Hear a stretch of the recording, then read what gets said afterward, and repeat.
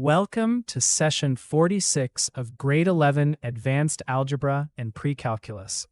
Today we study trigonometric equations. The focus is to solve trigonometric equations on specified intervals using unit circle values and algebraic structure. By the end, you should be able to do these three things. 1. Isolate the trigonometric function. 2. Use reference angles and quadrant signs. 3. Respect the requested interval. Solving a trigonometric equation means finding angles, not just ratios. The unit circle supplies the angles that match each exact value. The reliable process is isolate the trig function, find the reference angle, apply quadrant signs, and respect the interval. Solve 2 sine x minus 1 equals 0 for 0 less than or equal to x less than 2 pi. First, isolate sine x equals 1/2. Sine is positive in quadrants 1 and 2. The reference angle is pi over 6, so the solutions are pi over 6 and 5 pi over 6.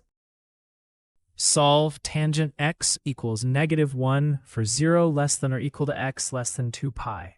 Tangent is negative in quadrants 2 and 4, and the reference angle is pi over 4.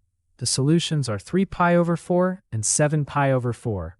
Because tangent has period pi, these solutions are separated by pi. Your turn. Solve cos of x equals 1 on 0 less than x equals 2 pi. Pause the video and solve it. Here's the solution. Work line by line.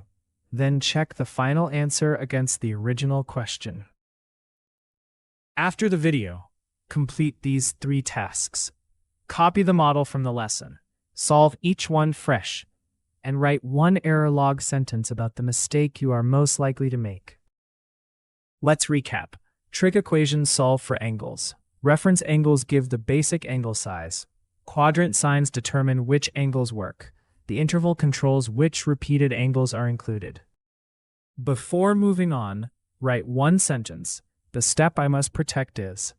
Then read more in the explanation below the video, and visit www.bridgetoexam.com for more learning support.